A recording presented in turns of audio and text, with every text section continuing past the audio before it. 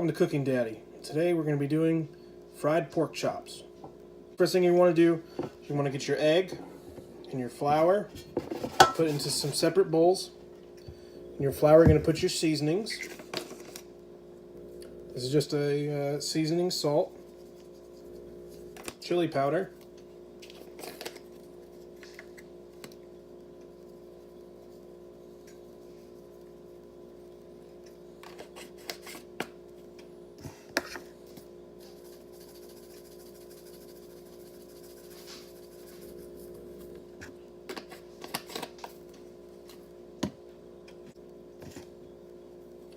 garlic powder,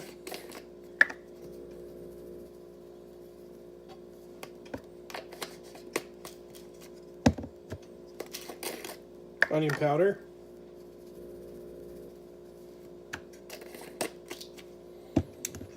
and black pepper.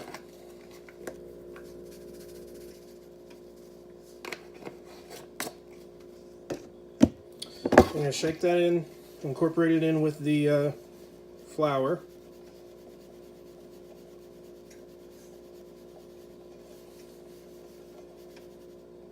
Now, how much do you put in? I just put in enough until I can start seeing the ingredients in the flour. So like right now I'm putting in some more oregano and some more pepper.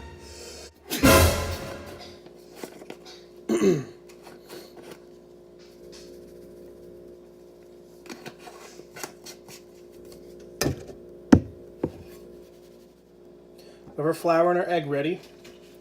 So now we're going to take our pork chop, and first we're going to put it in the egg.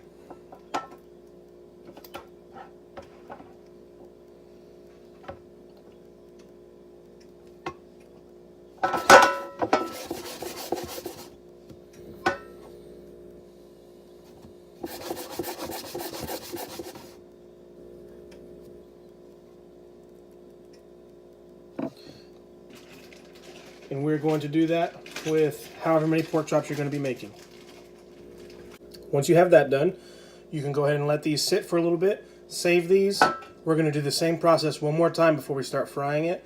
But at this point, we can go ahead and get all the other things we're making tonight. Tonight we're going to be doing mashed potatoes, gravy, and a pasta side. That's the brand name's Knorr, Knorr. So with the pasta sides, it's going to be 1.5 cups of water, half cup of milk, and a tablespoon of margarine or butter. Put in and start to boil. With the gravy, we're using a prepackaged McCormick gravy.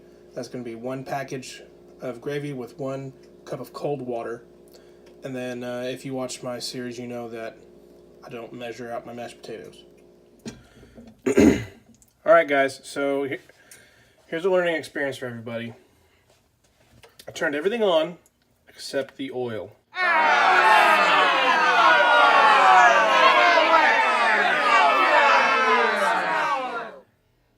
So, what do you do in a situation like that? Your oil's not ready, so more than likely everything else is going to be ready before your pork chops or whatever you're cooking. Cook everything else as normal. What I did is I took the gravy, because it had already started boiling a little bit, and I just turned it down to a very low simmer, which you're supposed to do anyway. Once it boils, you turn it down to a low simmer, and stir it frequently. See, it's already thick, which means this gravy's pretty much done, but you don't want to turn it off because it might get cold. So we're going to leave it on a simmer. We're probably going to have a really thick gravy. And then our sides here, these actually take a while, so I'm not too worried about these being ready beforehand. In fact, it'd probably be good of me to go ahead and turn that up a little bit. The water's already boiling for the mashed potatoes, so we don't have to worry about that too much. But now we got the oil heated up. Just do everything as normal, because you don't want to slow everything down and throw yourself off rhythm. Because I've done that before, where I've tried to slow down cooking everything else until what I needed ready was ready, and the food just wasn't as good because it's a little bit more difficult to catch up once you do something like that. So cook everything else as normal, and then we're going to get this oil hot. Okay, we've tested our oil. Our oil is hot enough now. So that didn't take too long. Really, nothing else cooked a whole lot longer to where it's going to be done exponentially before the pork chops. But nonetheless, it happened. So use that. It's going to happen. It happens occasionally. It happens to everybody. Don't worry about it. It just happens. So now we're going to go ahead and put our pork chops in.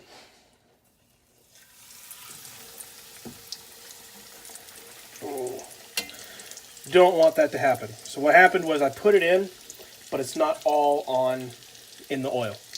So what that means, whatever's touching the oil is going to start frying. But if I move it now, it's not going to be hard enough. These are some pretty big pork chops, so I was trying to see if I can get two in there at the same time. I can, but yeah. So when that happens, and I did the same thing on this side a little bit, just because they're big pork chops and my skillet isn't super big. Just let it go for a little bit. Let that bottom bit fry up a little bit, and then you can adjust it a little bit so that you don't get tears in your breading.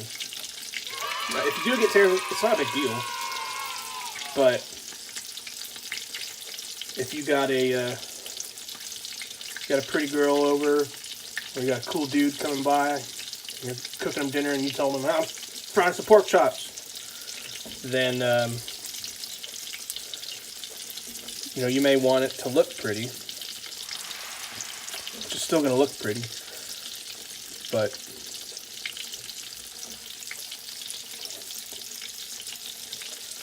so it's gone just a little bit.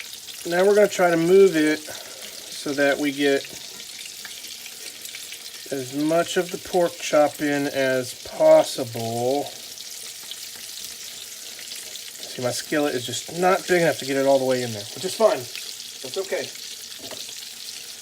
It'll all still get fried up, and it'll all still look good and still taste good. So I went ahead and flipped these, and here's what happened. Should have done these one at a time instead of two, but it's still going to be fine. See where everything was touching the oil? It got fried and pretty. There's that one spot that's kind of hanging up a little bit.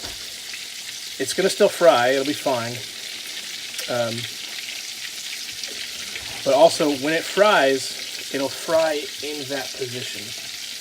So when this fried, it fried with the end that was on the side here up. So when I flipped it over, I kind of had to push it down. It didn't break any of the breading, so that's a plus. But just be aware that that's a possibility. If you can only fit one pork chop in your pan at a time, do that. It'll just turn out looking pretty. It's still going to taste good. It's still going to look good by the time it's done. I took the other pork sticks off, and the bottom sides, the breading cracked a little bit, but that's okay. I'll show you on one of them kind of what happened.